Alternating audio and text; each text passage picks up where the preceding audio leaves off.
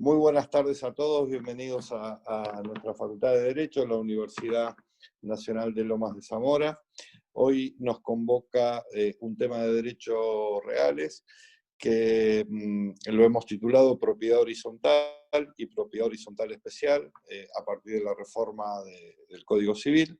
Se están cumpliendo en este mes, ustedes saben, el quinto año de puesta en funcionamiento de este ordenamiento tan importante para todas las materias que tengan que ver con lo civil y comercial. Quien va a disertar en el día de la fecha es el doctor Andrés Mastronardi, que es profesor titular de la materia Derechos Reales, Intelectuales y Registral.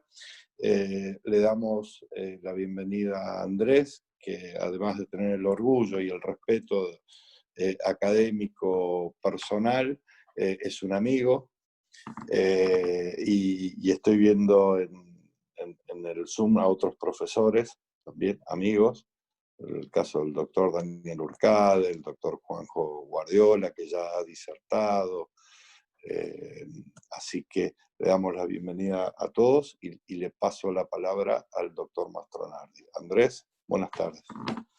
Buenas tardes, Fabio, buenas tardes a todos.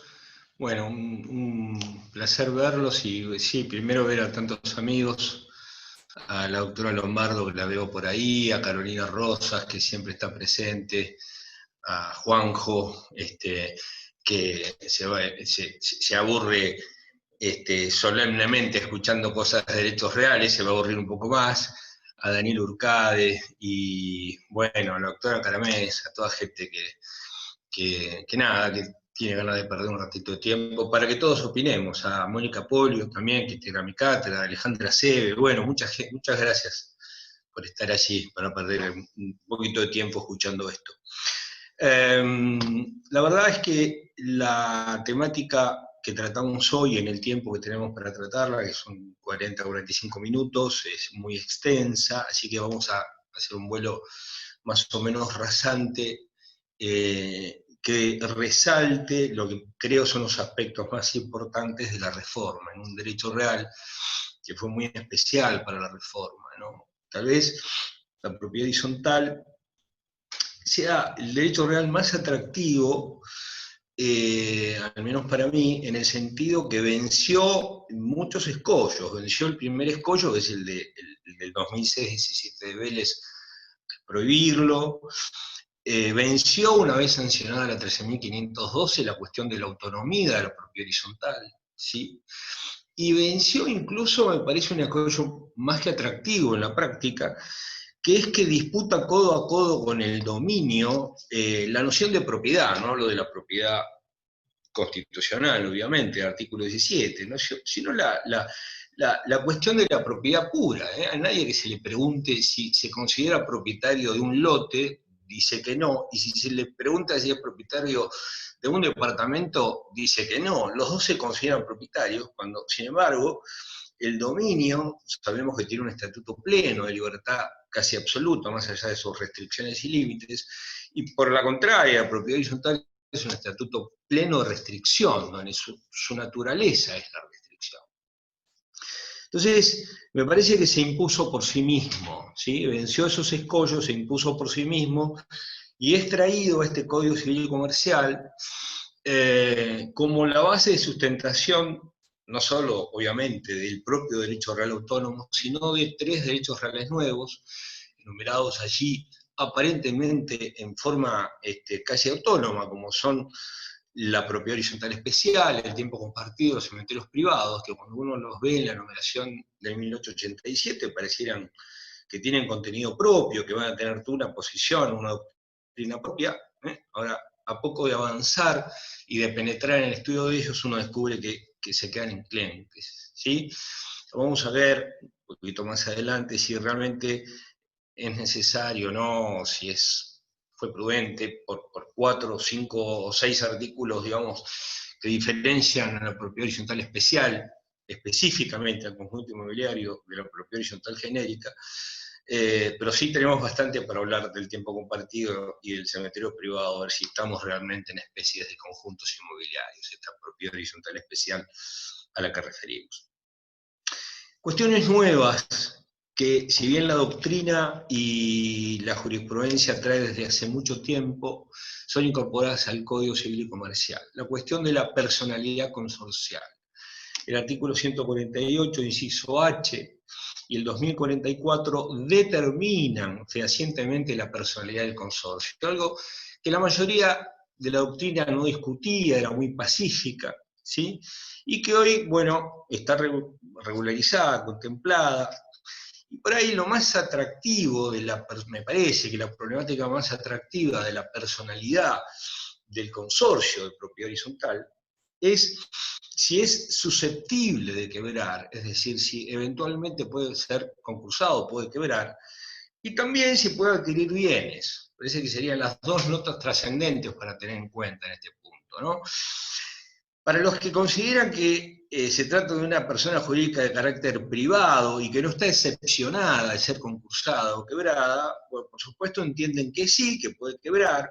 Hayton, por ejemplo, considera que no. Hayton considera que es una persona jurídica necesaria y que su función es la gestión o la administración natural del sistema y que finalmente los fondos para sostener a la persona jurídica consorcio tienen que salir de sus miembros, de los titulares de la unidad funcional, con lo cual finalmente casi sería imposible la quiebra del consorcio. Para los que consideran que sí puede quebrar, entienden que no está excepcionado, digamos, como los bancos, las compañías de seguro, que deben ser liquidadas y demás, y que entonces sería susceptible de que quiebre.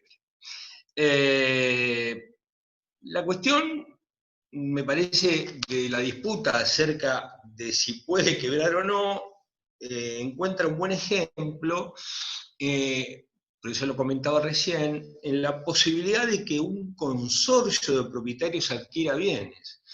Y no estoy pensando en bienes vinculados específicamente a funcionales propios de su sistema. De hecho, el 2085 establece una preferencia para que el consorcio de propiedad horizontal especial pueda comprar de las unidades funcionales privativas propias del sistema si son vendidos. Pero la cuestión sería atractiva de pensar en si es susceptible que un consorcio pueda comprar un bien ajeno a una unidad funcional. A mí me resulta más atractiva esa disputa, ¿sí?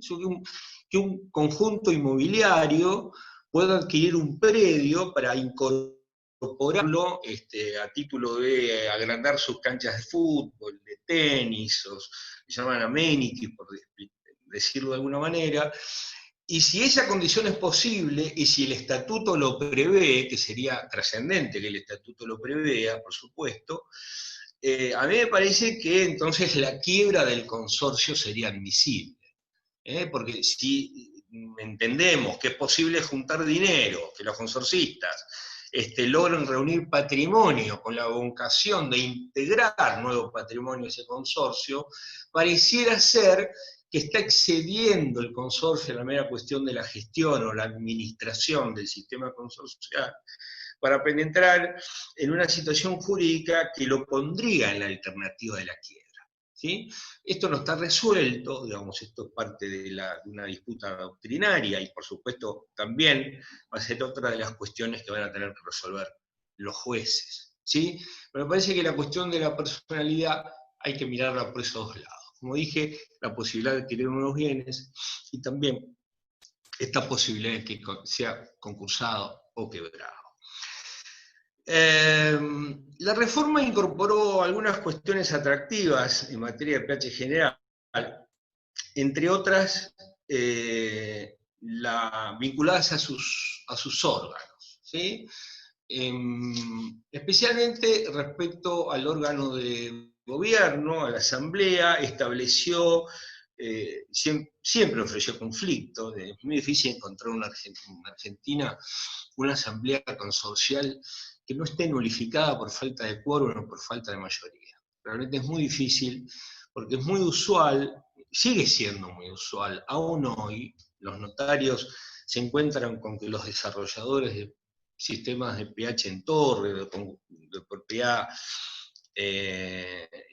conjunto inmobiliario, propiedad horizontal especial, les piden que establezcan un mandato de muy largo tiempo, por ejemplo, para el administrador, o que celebren asambleas en segunda convocatoria, con quórum de presentes. Esto era muy usual en la antigüedad, muy usual con la 13.512, y era muy usual por la falta de participación de los integrantes del consorcio en las decisiones asamblearias, que quedaran legitimadas esas asambleas, aunque eran nulas por falta de quórum o por falta de mayoría. Sabemos que en materia de propiedad horizontal el quórum y la mayoría siempre coinciden y se toman sobre la totalidad de sus integrantes, ¿sí? Lo que hizo en materia del órgano deliberativo, el órgano de gobierno, que es la asamblea, el nuevo código es determinar una mayoría usual o común, por así decirla, que es la contemplada en el 2060, ¿sí? Así que digamos que se van a resolver por mayoría absoluta, en la mitad más uno, todas aquellas cuestiones que no se resuelvan por unanimidad o por 2/3. Las cuestiones que se resuelven por unanimidad, la verdad es que podrían haber sido contempladas con más prudencia por el legislador. Ya la 13.502 establecía, por ejemplo, que la hipoteca del terreno común, en su artículo 14, que la hipoteca del terreno común exigía la conformidad de todos, de unanimidad. Hoy no está previsto, aquí en el código. No está previsto que la hipoteca del terreno común exija unanimidad. No está previsto más que dos situaciones específicas para la unanimidad, con lo cual uno podría suponer que son las únicas que deben ser resueltas por unanimidad. Verbigracias son una obra nueva en el consorcio donde el beneficiado sea solo uno de los consorcistas. ¿Sí? Bastaría que dos se pongan de acuerdo para que ya baste la mayoría absoluta, lo cual es bastante imprudente, ¿no?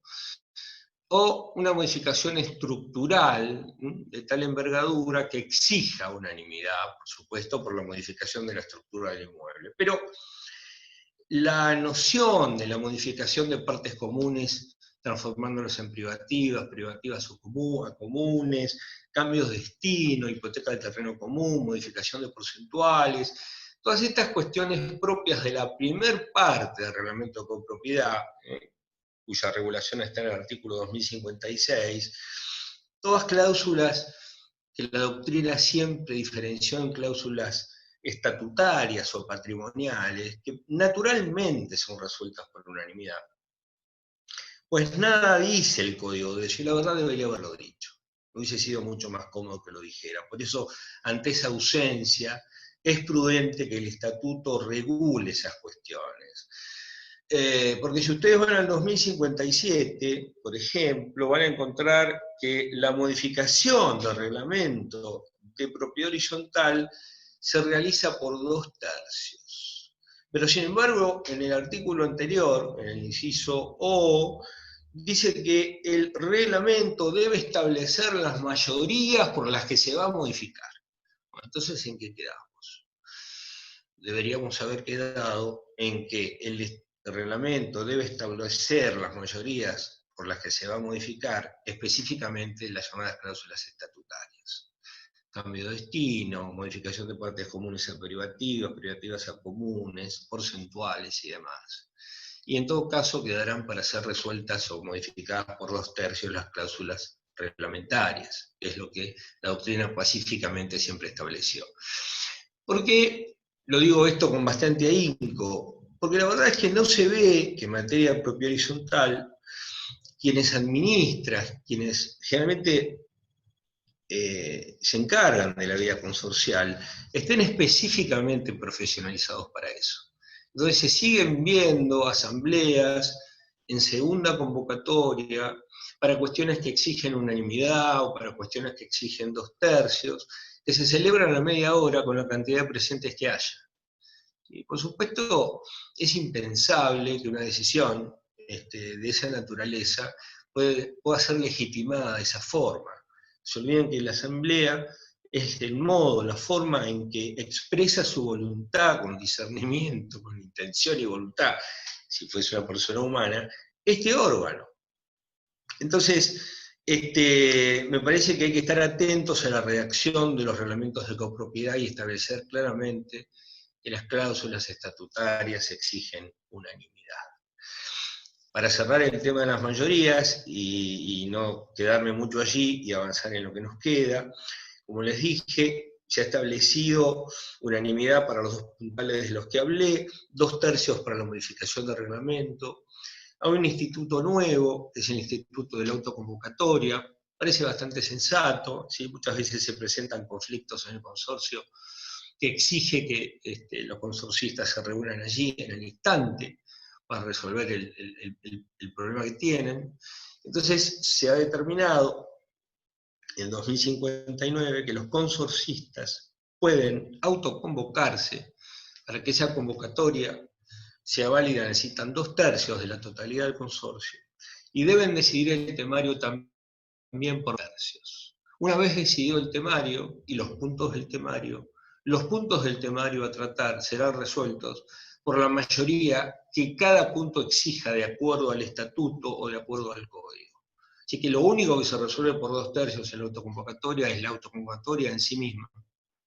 Y por otra parte, el temario. No lo dice el 2059, a mí me parece que deben ser dos actos separados. Una cosa es la autoconvocatoria, autoconvocarse exige 2/3. Y una vez que nos hemos autoconvocado por 2/3, nuevamente tenemos que publicitar el temario y aprobarlo por 2/3. Si no sería un acto sin solución de continuidad, donde estaríamos aprobando con un solo punto la autoconvocatoria por 2/3, y esto podría violar el derecho de alguno de los consorcistas. Así que creo que debe ser un acto separado, pese a que así no lo indica el 2059. El instituto nuevo, del 2060 infine, es para él más atractivo, porque yo creo que el legislador, harto de que se resuelva todo en segundas convocatorias con mayoría de presentes, dijo, le vamos a dar a los consorcistas lo que pidan. Entonces, siempre que un asunto pueda ser resuelto por mayoría absoluta, es decir, que lo que les voy a decir ahora no es aplicable ni a los asuntos que exigen unanimidad, ni a aquellos que requieren 2/3, siempre que un asunto pueda ser resuelto por mayoría absoluta, si no se consigue, los accionistas presentes podrán tomar decisiones, de acuerdo a la cantidad de presentes que haya, y aprobarlos por mayoría simple de presentes. Luego de aprobarlo por mayoría simple de presentes, deberán notificar fehacientemente a la totalidad del resto de los consorcistas integrantes del sistema. Y estos tendrán, desde la notificación fehaciente, entendiendo por notificación fehaciente obviamente como notificación fehaciente extrajudicial, una carta de documento, un telegrama, o lo más económico para el consorcio, que sería una nota, tendrán 15 días para impugnar esa resolución. ¿Cuál sería la mayoría necesaria para impugnar esa resolución? Bueno, a mí sí me ocurre que es un supuesto excepcional. Si bien la mayoría de presentes es un supuesto muy auspiciado por la doctrina y como un modo de agilizar la evolución consorcial, a mí me parece que si al menos se oponen la misma cantidad de presentes que lo aprobaron, pues la decisión no debería tener andamiaje y no debería prosperar. Esto lo digo porque el 2060, última parte, prevé no solo la posibilidad de impugnar en 15 días desde la notificación, sino luego prevé una acción de nulidad para esa resolución, para la tomada por presentes, para que se debe materializar en un plazo de 30 días, desde la celebración de la asamblea. Insisto con esto, entonces, decisión de presentes, cuando no se consigue mayoría absoluta, tienen 15 días para impugnarlo, cada uno de los notificados, y oponerse a la resolución tomada por los presentes, y 30 días desde la celebración de la asamblea para nulificarlo. Esta acción de nulidad, prevista en la última parte del 2060, es la única acción de nulidad que se ve en el título quinto relativo a la propiedad horizontal. Así que quiero entender que es la única, que esta nulidad es aplicable únicamente para el supuesto de toma de decisiones propresentes. Y no me parece un plazo muy exiguo si se tratara de nulidades asamblearias en general, es decir, de cualquier asamblea consorcial, ¿sí? Pero esto también es un tema para discutir. De manera tal que la limitación que tiene esa mayoría presente son estas dos consideraciones que acabo de hacer, ¿sí? Hay algo interesante incorporado en materia del representante, el consorcio, el encargado de la administración y representación del mismo, que es el administrador.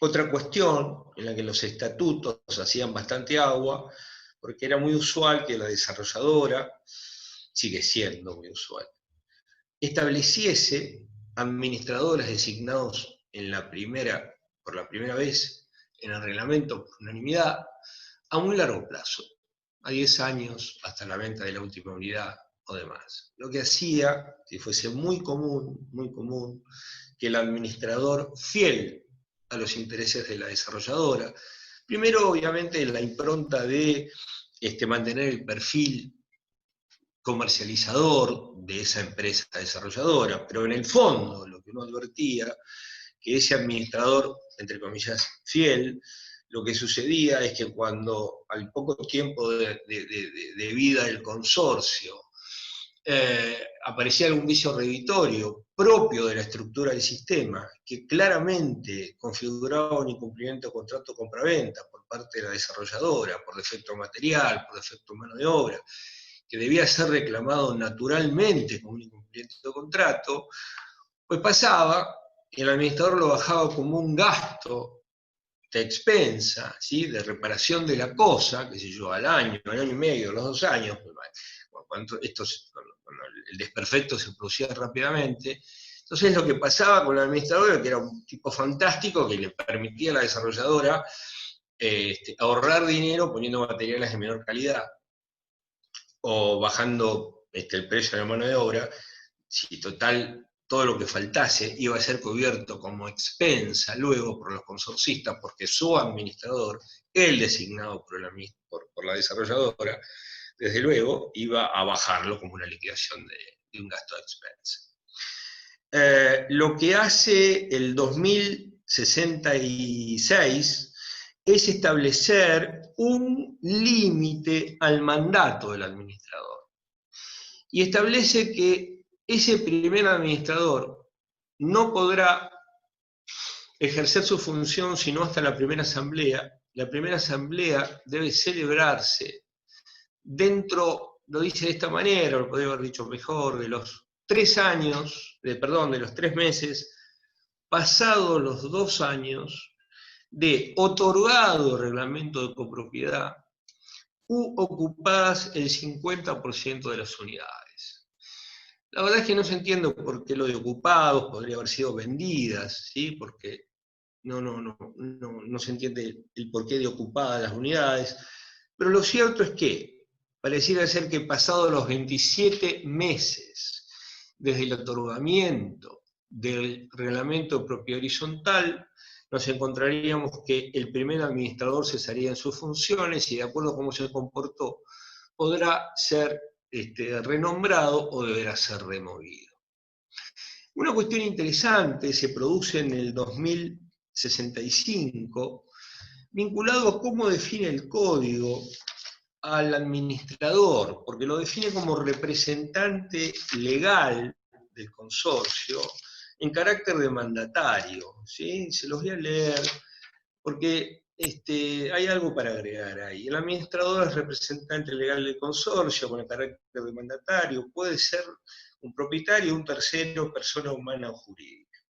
Lo cierto es que el 358 del código establece que la representación puede ser legal, ¿sí? Puede ser judicial, digamos, o tuitiva, o puede ser orgánica. Parece que no hay dudas que la representación que ejerce el administrador, en este caso, es orgánica. ¿Sí? No es un representante legal en carácter de mandatario. Pareciera ser que su legitimación proviene claramente de ser un órgano consorcial, con lo cual hay una confusión entre la representación orgánica y la representación legal, que es la que proviene del mandato. ¿Sí? Más allá que ejerza funciones de mandatario y de representante. De manera, ese es un tema para tener en cuenta. Es un órgano consorcial y como tal representa al consorcio. ¿De acuerdo? El resto, el último órgano consorcial que nos queda por tratar es el Consejo de Administración. Un órgano que tiene tradición en la creación casi constitucionaria del espíritu propio de la propiedad horizontal, muy peligroso, porque el Consejo de Administración es se supone, órgano, digámoslo rápido, un órgano consultor y un órgano que se encarga en todo caso de la verificación, de la auditoría de las conductas del administrador. En la práctica consorcial, hace de asamblea, hace de administrador, hace de lo que le guste. Pero es aún peor. No es siquiera el consejo quien hace de asamblea y quien hace de administrador.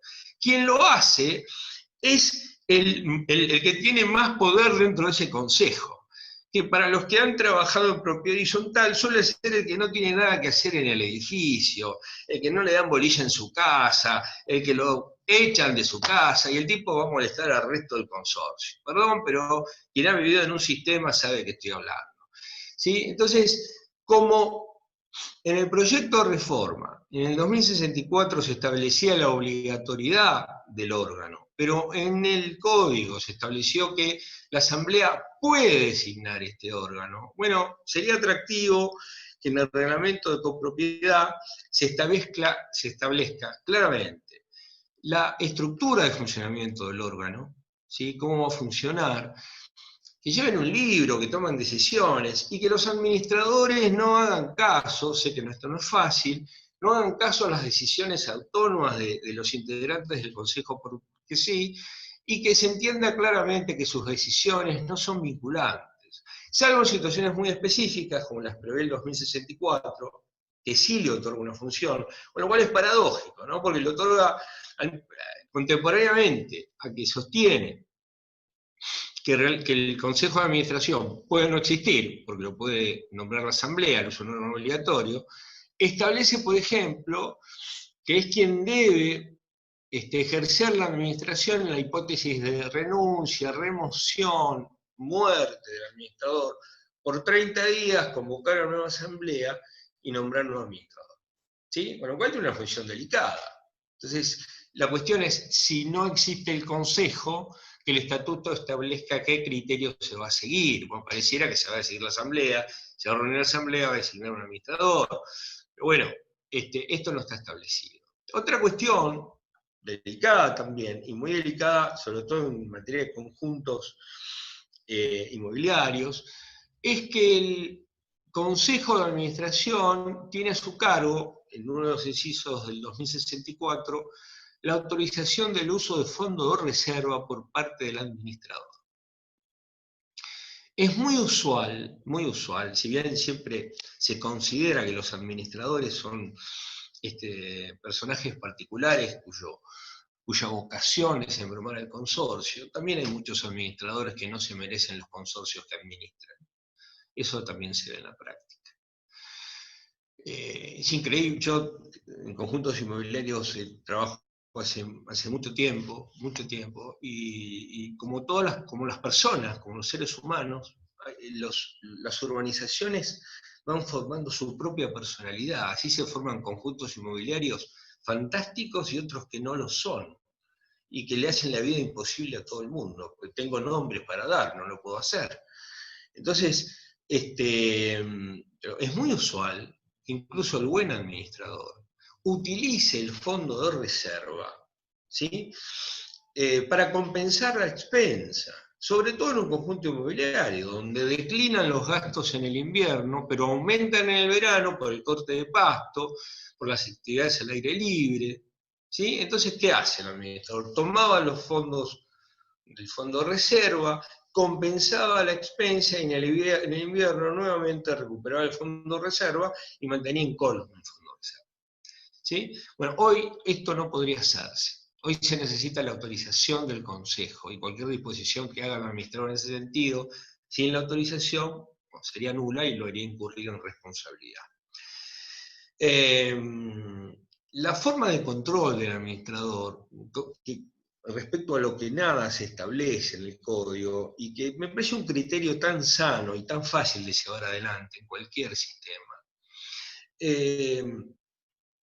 la forma de control por parte del Consejo, por cada uno de nosotros integramos un edificio, es sencillamente exigirle al administrador que lleve toda su contabilidad, no, más que con su contabilidad, sus finanzas, a través de una sencilla cuenta bancaria, ¿sí? Donde se recauda por banco y se paga por banco por transferencia. Entonces, la propia cuenta corriente, tendría que ser cuenta corriente, la caja de ahorro no lo va a poder sostener, no lo va a poder soportar, es el resumen mensual y anual de la forma, el modo, la manera en que este administrador administra su consorcio. Y esto tiene que coincidir exactamente con sus liquidaciones mensuales. Y la suma de sus liquidaciones mensuales van a coincidir necesariamente con su rendición de cuenta anual y se acabó. Esto valora una torre. En un conjunto, probablemente, por el manejo de dinero que se haga, bueno, se exija un balance, pero como soporte necesario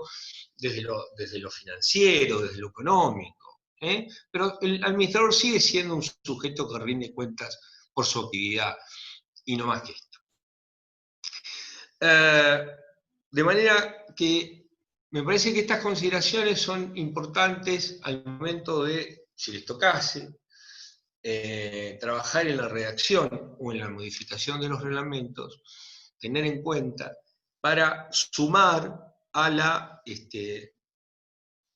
cuestiones que pueden generar conflicto dentro del consorcio, que son permanentes y necesitan ser reguladas de algún modo y no dejarlo al arbitrio judicial, porque sabemos que en materia consorcial es bastante usual la generación de conflictos, es el derecho real que probablemente más conflicto genere, naturalmente por la vida en convivencia. La ausencia de regulación de los pequeños consorcios en el código es otro tema a considerar.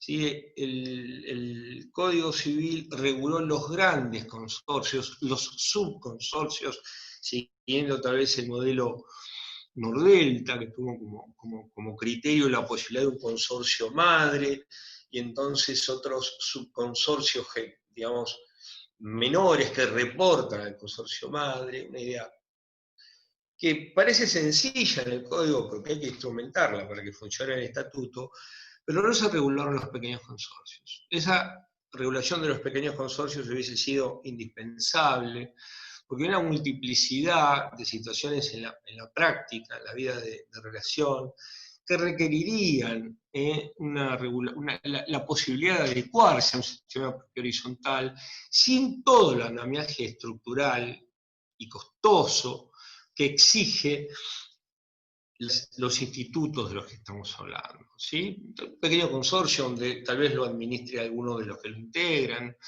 Se habla de un consorcio de hasta 6 unidades, en general la doctrina va por ese lado. Bueno, es algo que en una futura reforma debería considerarse. En materia de la propiedad horizontal especial, tenemos bastante para hablar. La verdad es que uno esperaba que cuando se le echa mano a la propiedad horizontal, y si no cabe duda que el ADN madre de la propiedad horizontal fuera ya de su autonomía y todo lo que no se discute, es la vinculación inescindible entre lo común y lo privativo. Entonces, cuando se advierte que hay un sinnúmero de estructuras jurídicas, como los conjuntos inmobiliarios y otros similares, que tienen esta particularidad de convivencia, sectores privativos, sectores comunes, ¿sí? Obviamente, dotar de esta inescindibilidad que permita a alguien utilizar un sector privativo y contemporáneamente algo común, a lo que está indisolublemente unido, integrando la noción ambas, lo común y lo privativo, de unidad funcional, aparece entonces aquí la propiedad horizontal como la madre del borrego para el desarrollo de los conjuntos inmobiliarios. Conjuntos inmobiliarios que están tratados en el título sexto, ¿sí? Con 3 capítulos, el capítulo 1 de conjuntos inmobiliarios propiamente dichos, capítulo 2 que trata el tiempo compartido, y el capítulo 3 que trata el cementerio privado. Diferencias sustanciales entre la propiedad horizontal genérica y la propiedad horizontal especial. Bueno, la primera cuestión que todos sabemos es que para que nosotros podamos integrar un sistema de pH general, requerimos que el sistema esté terminado, que esté construido. Si está construido, pues entonces, terminado con el plano de obra y final de obra, se va el agrimensor o el ingeniero resultante, labra el plano de propiedad horizontal, establece las porciones privativas y las porciones comunes, se va el escribano redacta, obviamente, el reglamento de copropiedad, estableciendo porciones privativas y porciones comunes, se redacta el reglamento, nace el estado de propiedad horizontal, y cuando nace el estado de propiedad horizontal, y se enajena la primera unidad, nace el derecho real de propiedad horizontal. En materia de conjuntos inmobiliarios, esto no va a ser necesario porque se estableció, siguiendo viejo criterio que establecía, especialmente en la provincia de Buenos Aires, ¿sí? Porque la mayoría de los conjuntos inmobiliarios están insertos en la provincia de Buenos Aires, que la unidad funcional privativa, que así se la denomina, puede estar construida o en proceso de construcción. ¿Sí? No requiere necesariamente que todo el sistema de propiedad horizontal esté terminado, lo cual es impensable, porque parte del desarrollo, el desarrollo del sistema se hace prevendiendo. Entonces los desarrolladores van vendiendo y con ese dinero van desarrollando el sistema. Con lo cual es natural que las unidades funcionales estén en proceso de construcción, no una construidas. Lo que pasa habitualmente es que se construye el house, los amenities y demás, la gente concurre, le venden ahí mismo, la gente empieza a construir, y generalmente el plano ese de propiedad horizontal de conjuntos inmobiliarios nunca tiene fin de obra. Porque hasta que no se venda la última unidad y no pueda determinarse finalmente que ya nada se va a modificar, pues no va a haber un final de obra de ese plano de propiedad horizontal. Entonces, en la propiedad horizontal especial, que abreva por el 2075, en la propiedad horizontal genérica, se establece, en este 2075, es un artículo central, se establece en la primera parte que la localización de estos conjuntos inmobiliarios depende de las leyes locales. ¿Sí? Esto es una especie de pirámide invertida. Los conjuntos inmobiliarios sustentados en el Código Civil y Comercial de la Nación hacen pie exactamente en el Consejo Deliberante del lugar que se trate. Porque de acuerdo a la Ley de Tierras, al menos de la provincia de Buenos Aires, ¿sí? Que divide a la tierra en sectores urbanos, extraurbanos y rurales, ¿sí? Es necesario una decisión del Consejo Deliberante para que se le conceda a un conjunto inmobiliario que se establezca en determinado lugar y se le impone a los desarrolladores que lleven allí los servicios sanitarios, que lleven luz, agua y demás, todo lo que necesiten para desarrollar. Interviene, obviamente, en esta fase de la localización por el 2075 y 2079 el municipio, ¿sí? Y muchas veces el municipio es quien digamos, se extrapola en sus decisiones y toma resoluciones que son propias, a veces de la propia ley nacional, ¿sí? Con esto nos hemos encontrado permanentemente. Interviene la provincia, ¿sí? A través de 2 procesos que se llaman prefactibilidad y factibilidad, especialmente en materia de hidráulica, ¿sí? Toda la cuestión hidráulica, lo maneja la provincia, en nuestro caso, en la provincia de Buenos Aires, estableciendo, concediendo las autorizaciones necesarias para que, una vez que tengamos la prefactibilidad, los sistemas pueden ser escriturados. Una cosa bastante paradojal o fantástica que uno ve, que uno ve en la práctica, porque me ha pasado muchas veces, es que las peores tierras, las más yermas, son aquellas en las que se asientan los conjuntos inmobiliarios. Pero los lugares de mayor depresión de esas tierras yermas, los que más se hunden, son los lugares donde los terrenos son más caros, porque esas son las que naturalmente, por el declive de las aguas, se forman las lagunas o los lagos. Esto es lo fantástico del marketing, nosotros somos apenas abogados, pero los marketing hacen que esta mona vestida de seda luzca preciosa. Entonces los que van a los terrenos que están sobre el laguito, sepan que están en el lugar más bajo de ese sistema, donde todo el agua fue por recipiendario. Bueno, esto no importa, digamos, no se inunda, aunque sí, algunos se inundó. Abril, por ejemplo, en la autopista de La Plata-Buenos Aires, tuvieron que llamar a los holandeses para intentar levantar al sistema, no Abril, no, Puerto Trinidad, perdón, no Abril, que me van a matar los de Abril, Puerto Trinidad se inundó, ni los holandeses que sostienen un país a fuerza de canales y de bombas de achique, pudieron salvar Puerto Trinidad pegado a Abril.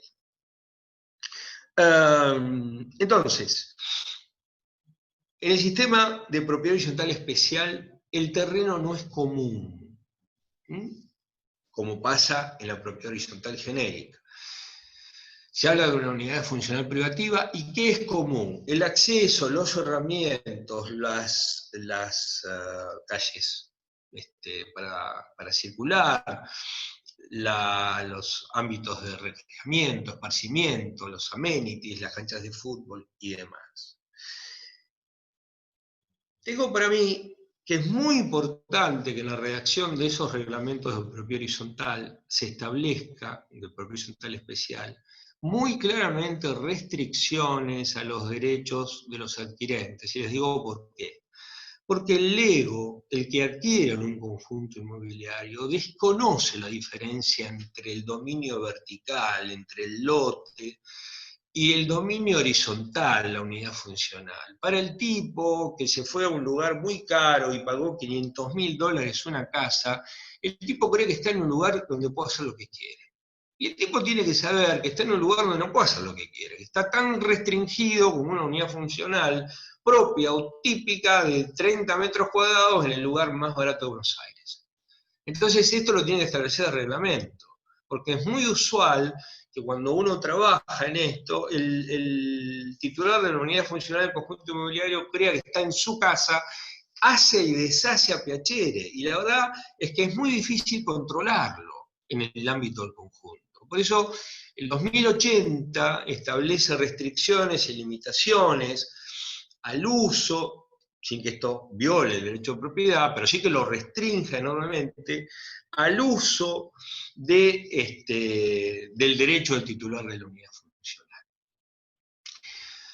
El primer punto establece, como les decía, el 2075, la cuestión de la localización, que lo plantea el municipio. La segunda parte del 2075 dice que se le aplicará a los conjuntos inmobiliarios las disposiciones relativas a la propiedad horizontal,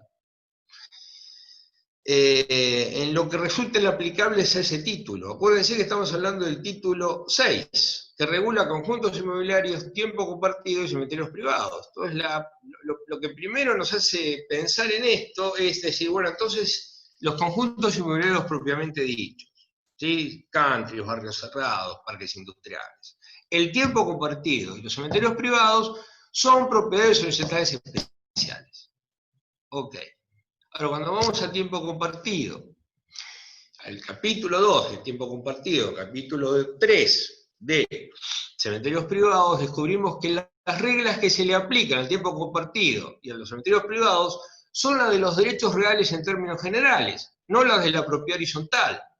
¿Sí? Con lo cual, la verdad es que nos queda tecleando la desprolijidad innecesaria por parte del legislador, en mi opinión, primero en la determinación de un derecho real de tiempo compartido que pacíficamente estaba regulado como un derecho personal a través de sociedades, se dividía por periodos de tiempo el objeto del tiempo compartido, y la acción daba derecho al uso de la cosa. Ahora sí, íbamos a decidir tratarlo como un derecho real, pues tratémoslo como un derecho real, y no como ha quedado regulado en el capítulo 2, la alternativa o la opción de que sea regulado también como un derecho personal, es decir, como se regulaba anteriormente. La verdad que a los que les gustan los derechos reales pueden convivir, me parece, más o menos pacíficamente, con que el objeto de los derechos reales ya no sean cosas, sean bienes, que el ius edificandi puede ser hipotecado, que los bienes puedan ser objeto de un derecho real, pero no parece que se conviva cómodamente con la posibilidad de que un derecho real regulado, como número cerrado, pueda ser tratado como derecho real o como derecho personal, que es la situación, en este caso, del tiempo compartido que estamos tratando.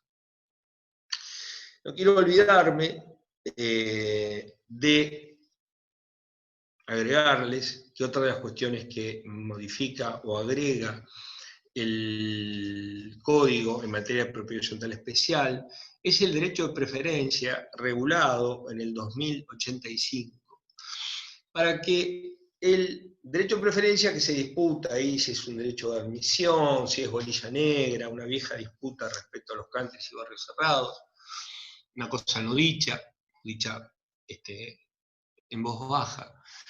El derecho de preferencia establecido, o que puede establecerse en el reglamento de copropiedad a favor del consorcio, lo cual establece claramente la posibilidad de que el consorcio puede comprar, digamos, nuevos bienes, o de otros copropietarios, en caso de que uno de los integrantes del sistema enajene su unidad. Ese derecho de preferencia tendría claro andamiaje en los artículos 997 y 998 del Código, en mi opinión. Podría tener sustento también en el 1165, que habla del contrato de compraventa, y finalmente de lo que está tratando el 2085 es de una adquisición, si bien el contrato de compraventa es en términos ontológicos diferente al reglamento de propiedad horizontal, finalmente se está hablando de una adquisición. El 1165 regula también la alternativa del pacto de preferencia, pero en mi opinión lo regula entre el vendedor y el comprador, entre partes, no lo abre, como sí lo abre el 997 o 998. Lo que tiene a favor por el 1165 es que establece un plazo, que es de 10 días, para que cuando se hace la oferta, en este caso el consorcio o otro de los propietarios acepte la preferencia. Pero esta sería otra cuestión a regular dentro del Estatuto de Propiedad Horizontal de los Conjuntos Inmobiliarios Especiales y la determinación del plazo, la modalidad, la forma en que debe ejercerse la preferencia. ¿Sí? El Código no se ha expresado a este respecto. El 998 tampoco lo hace muy expresamente, así que habría que tratar de contestar los requerimientos del 998 expresándolos en el reglamento de propiedad horizontal especial. Para ir cerrando y no aburrir, y yendo específicamente a la cuestión vinculada al tiempo compartido y a los cementerios privados, y quedándonos allí en la mitad del camino, si estamos hablando de propiedad horizontal especial o estamos hablando de institutos que pueden regularse por otros derechos reales, llama mucho la atención que por el 2100 y el 2111 se proteja especialmente al adquirente del tiempo compartido y del cementerio privado como un usuario, a través de un contrato de consumo, ¿sí? Y cuando ustedes estudian todo el contenido del capítulo 2 y 3 del título 6 al que nos referimos, hay una fantástica descripción del negocio del tiempo compartido, donde se habla del desarrollador, del propietario, del comercializador, del administrador, y al usuario, que es el protegido por el contrato de adhesión, tangencialmente se lo cita al final. ¿Sí? Se lo cita diciendo, se le aplican las reglas del consumo al tipo que adquiere un tiempo compartido, que adquiere un cementerio privado. En el mientras se ocuparon de decir cómo se desarrolla el sistema, quién es el comercializador, quién es el administrador, quién es el propietario. El tiempo compartido mismo, si pensáramos que es parte de los conjuntos inmobiliarios y que se les aplica la regla de los derechos reales, acuérdense que hablé de una limitante para la designación del primer administrador. En el tiempo compartido mismo, déjenme ver si lo encuentro aquí en el código, se establece, por ejemplo, que no hay ningún conflicto, en que el administrador pueda ser ejercido por el mismo emprendedor. 2096. La administración, hablamos de tiempo compartido, la administración puede ser ejercida por el propio emprendedor, que es el que sería el desarrollador, el que el 2066 pretende proteger al establecer un límite de 27 meses al primer administrador, acá lo junta, ¿no?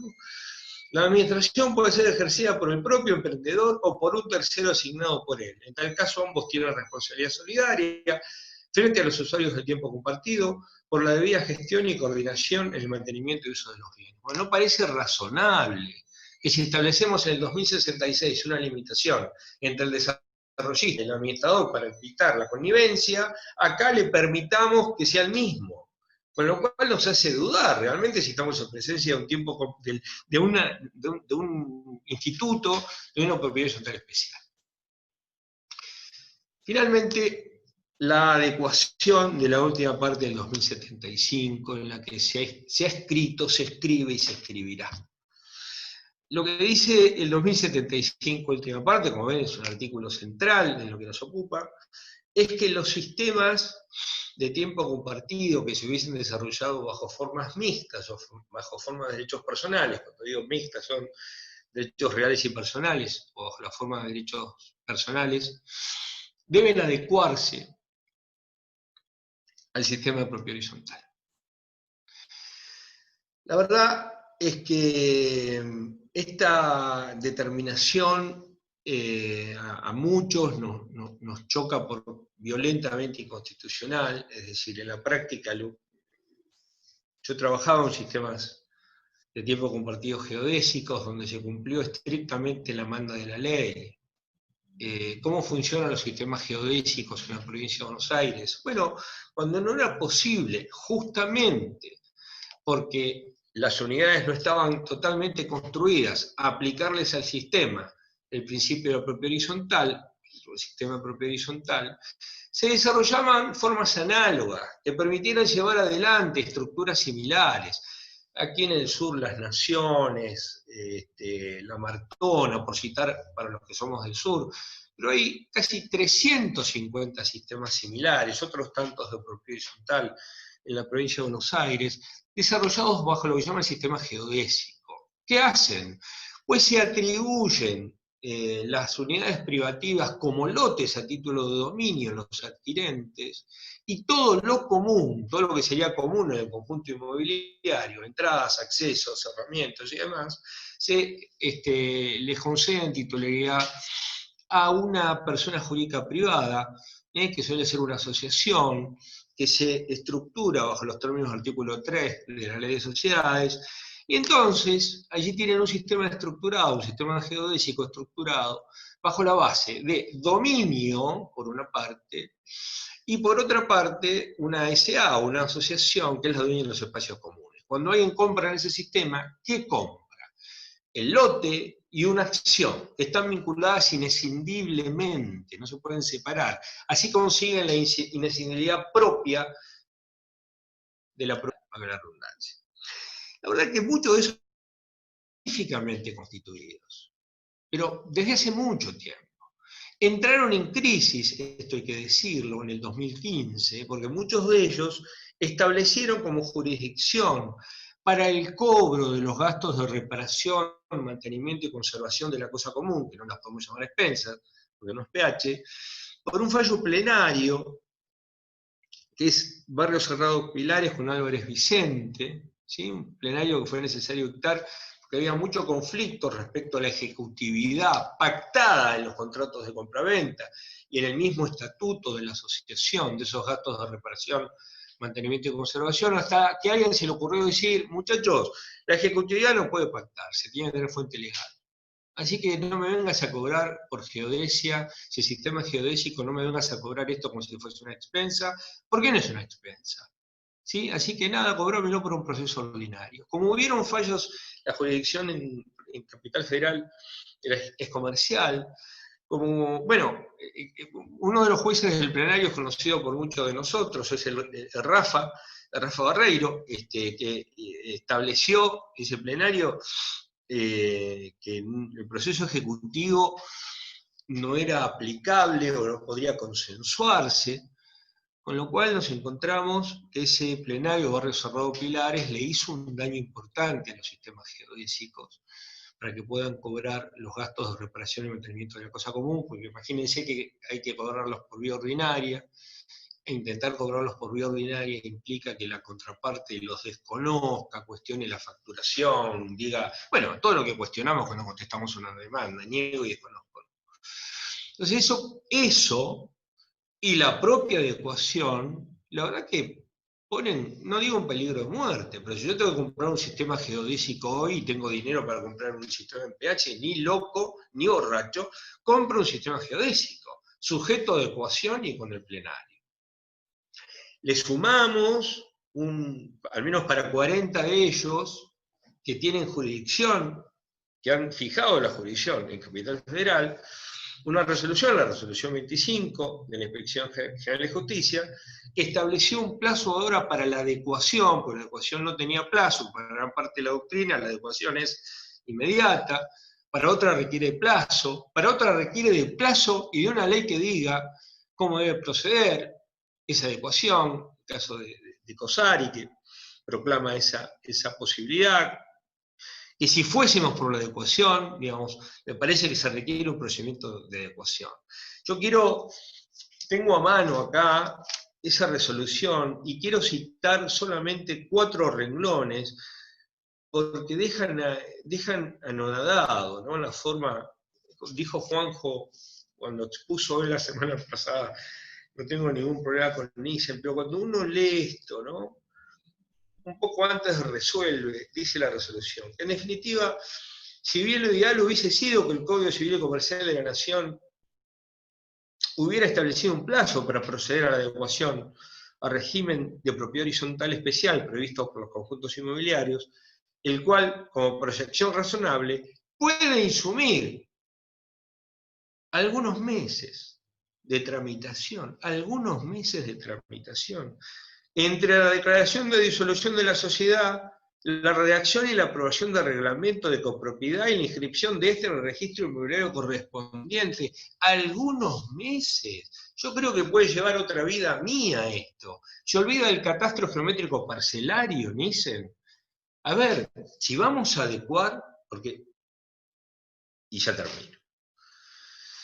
Yo creo que no se puede adecuar.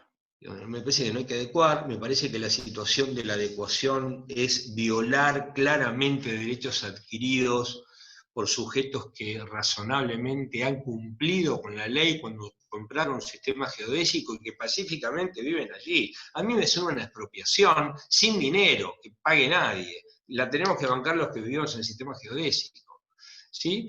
Pero además, la adecuación, incluso la cuestiono, me parece cuestionable, en los propios sistemas geodésicos que estaban muy avanzados a la época de la sanción del código, porque sería una retrocesión enorme. Y si vamos a adecuar, lo que me parece que no hay duda, es que la adecuación no puede ser light, porque también hay toda una corriente que propende a una adecuación light, digamos, donde el sistema de la asociación o la SA mute, y entonces deje de ser una SA, pase a ser un consorcio, donde la representación y el mandato no dependa del presidente de la asociación o de la SA, y pase a ser entonces, esté a cargo del administrador, una mutación light.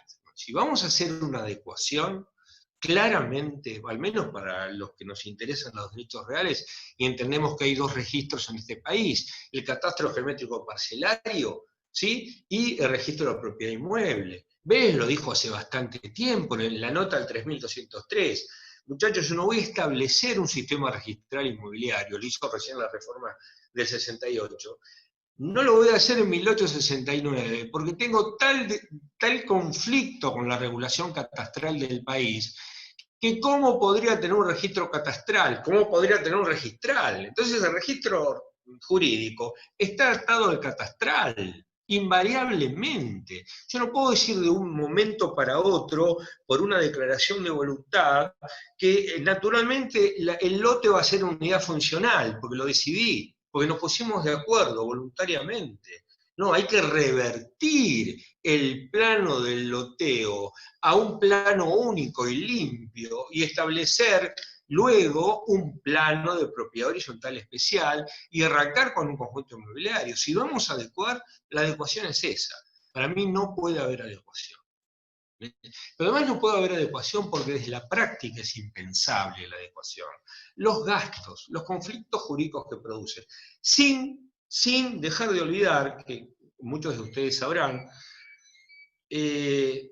cuando uno se pregunta cómo apareció la necesidad de la adecuación en el 2075, la mayoría hace, y todo el mundo dice, bueno, alguien lo agregó, todo el mundo parece saber quién lo agregó, pero nadie se hace cargo. Me parece que no quiso tener esa entidad, ¿no? Ahora Juanjo, corregime, por favor, porque me interesa saber tu opinión al respecto. Pero no parece que se haya propiciado desde el origen esa adecuación.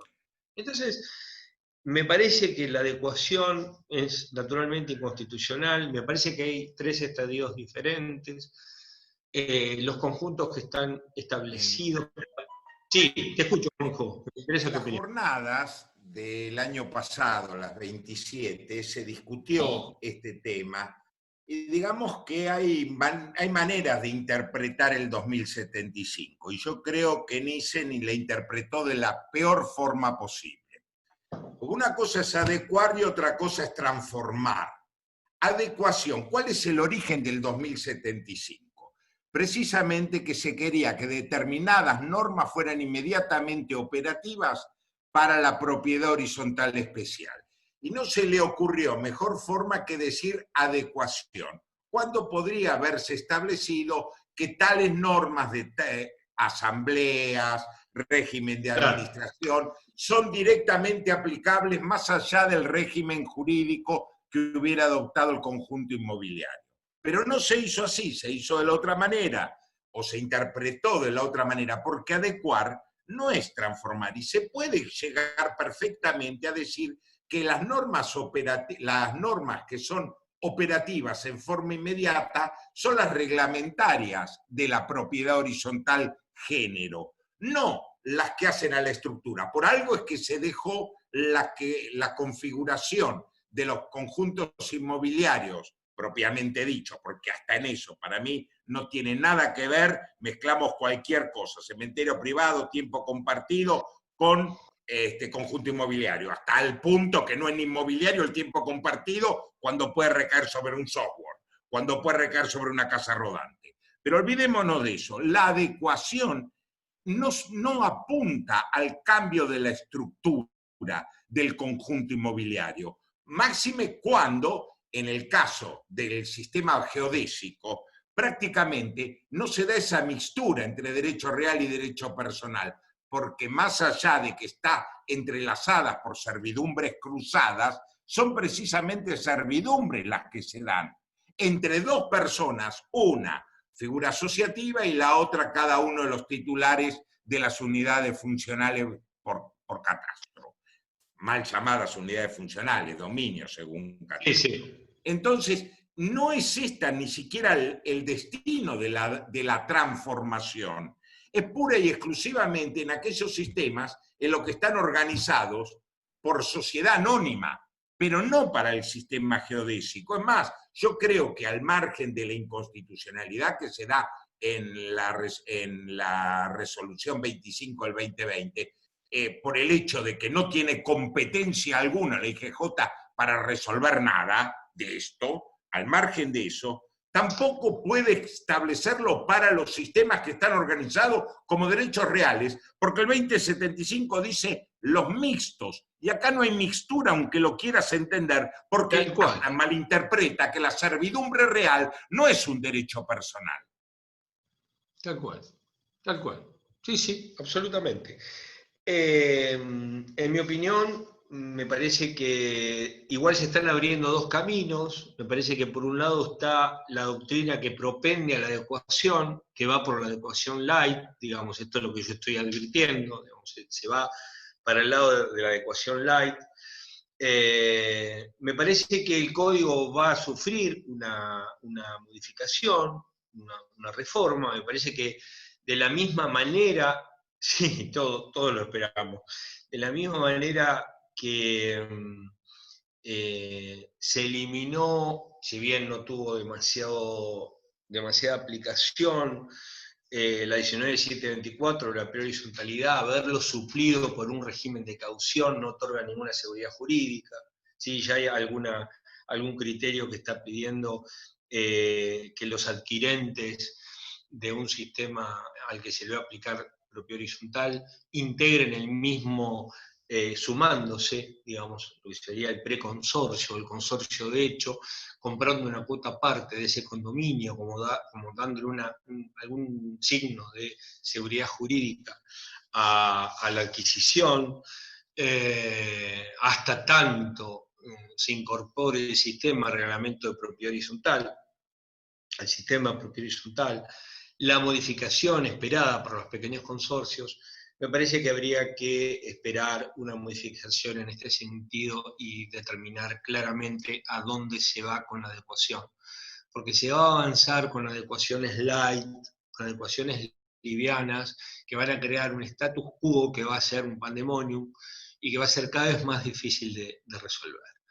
Respecto a la cuestión de los gastos de reparación y mantenimiento y conservación de la cosa común, se podrían solucionar rápidamente. Cuando se sancionó la ley 13.512, no fue un conflicto la ausencia de ejecutividad en esa ley, porque se modificó el 524 del Código Procesal Civil y Comercial de la Nación, se le agregó ejecutividad al gasto de expensa, y lo mismo podría pasar hoy con los gastos de reparación, mantenimiento y conservación de la cosa común, agregando que son títulos ejecutivos y resolviendo y saliendo del plenario y del conflicto que presentaría la ejecutividad convenida, pero que no habría ningún conflicto. Es decir, con un ligero toque en el Código Procesal Civil y Comercial y con una determinación muy clara de que o nos vamos de la adecuación, o finalmente establecemos claramente a dónde vamos con la adecuación y vemos qué hacemos con el tiempo compartido y el cementerio privado. Bueno, a esperar, muchachos, y a seguir escuchando y a ver cómo lo resolvemos. Espero no haberlos agotado, y cualquier pregunta que quieran hacer y que yo pueda responder. Además hay muy buena, está también Miguel Ángel Uberá, que puede ilustrarnos mucho. Gracias, Miguel, ahí te estoy viendo. Muchas gracias por tu presencia. Muchísimas gracias, Andrés. Son muy elogiosas todas las críticas que hemos ido recibiendo a través del chat. Un lujo para nuestra institución poder contar en un encuentro de esta naturaleza con dos titulares de la materia derechos reales, ¿no? En el caso del doctor Guardiola y en tu caso, y muchísimos profesores que nos acompañan. Por ahí cometo el error de olvidarme de alguno. Hasta lo he visto al profesor Carlos Roviano, por ahí, que estuvo muy atento. Muy atento, Carlos. Muchas gracias por acompañarnos también. Creo que tenemos una pregunta, la vamos a realizar. Y luego, a título de cierre, no sé si querés hacer la conclusión final, Andrés. Así que, Ariadna, por favor, lee la pregunta que hizo un asistente. Dale, Fabio. Doctor Mastronardi, Jacqueline pregunta, ¿el fondo de reserva debe pagarlo el inquilino? ¿Cuáles son los gastos obligatorios que deben abonar los inquilinos? ¿Cuáles de ellos se contemplan en las expensas ordinarias? Ejemplo, motor de portón de cochera, bomba de agua, etcétera. Muchas gracias. El fondo de reserva se integra generalmente cuando se constituye el sistema de pH, lo constituye el adquirente de la unidad funcional, lo integra por un porcentual, suele ser un 5%, cuando es un porcentual, o una suma fija, y pasa a integrar el fondo de reserva intangible que se trata de tener en forma inmanente. No es usual que el inquilino pague el fondo de reserva. Es verdad que los propietarios los locadores intentan bajar todo lo que puedan a los inquilinos, pero esto pasa habitualmente en materia de las expensas ordinarias, que sí las paga el inquilino, pero no del fondo de reserva, no está a cargo del inquilino, no está a cargo del adquirente, por supuesto. Y de la misma manera, también es bueno que los reglamentos establezcan la representación en las asambleas cuando hay inquilinos, la necesidad de si los inquilinos contribuyen al pago de expensas, como un tema que quedó ahí pendiente, que me parece que es importante, es que el código establece que la votación ahora en las asambleas no es solo por unidad, sino que es por unidad y por proporción. ¿De acuerdo? Para que cierre una asamblea, el porcentaje necesario para aprobarlo debe cerrar por la suma de las unidades y por la suma de las proporciones que cada una de las unidades tiene en el total. Y lo que veo es que se están presentando bastantes conflictos en los conjuntos inmobiliarios especialmente. Ya sabemos que el voto es compuesto, digamos, ¿no? Porque unidades cuyo porcentual es a veces la mitad de otra, ¿no? 380 metros contra 600, me ha pasado, pagan idéntico valor de expensa. ¿Sí? Con lo cual habría que preguntarse si a partir del contrato de consumo no es cuestionable que un adquirente de un sistema en estas características pague por una proporción de gastos que en realidad no se corresponde con su superficie, cuando su voto vale como tal, integrando un voto complejo de unidad y de proporción. ¿Sí? Así que tengan presente esto también, la cuestión de la proporcionalidad no solo para el pago de expensas, sino también para el voto asambleario, que integra un voto múltiple por unidad y por proporción. Bueno, Fabio, no hay mucho más para agregar, ya hace una horita larga estamos hablando, tampoco da para profundizar más esto, se trataba de hacer una semblanza general de todo. Así que espero que haya quedado claro y bueno, nada, y agradecerle a todos la presencia y especialmente a los docentes que han dedicado su tiempo para escuchar un tema que espero les haya interesado. Gracias a todos los docentes y a todos los presentes. Bueno, vamos a dar por finalizada esta actividad del día de la fecha. Como digo todos los días, los seguimos invitando a todas y cada una de estas charlas a 5 años de la sanción de nuestro Código Civil y Comercial. Estamos tocando todas las materias que han sido de alguna manera afectadas y por nuestros titulares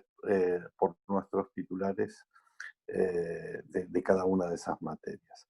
Así que agradecerles a todas y a todos y seguramente nos vamos a seguir encontrando de acá hasta fin de mes, que la semana que viene creo que ya tenemos todo derecho comercial y también van a estar nuestros titulares y van a tocar temas más que interesantes.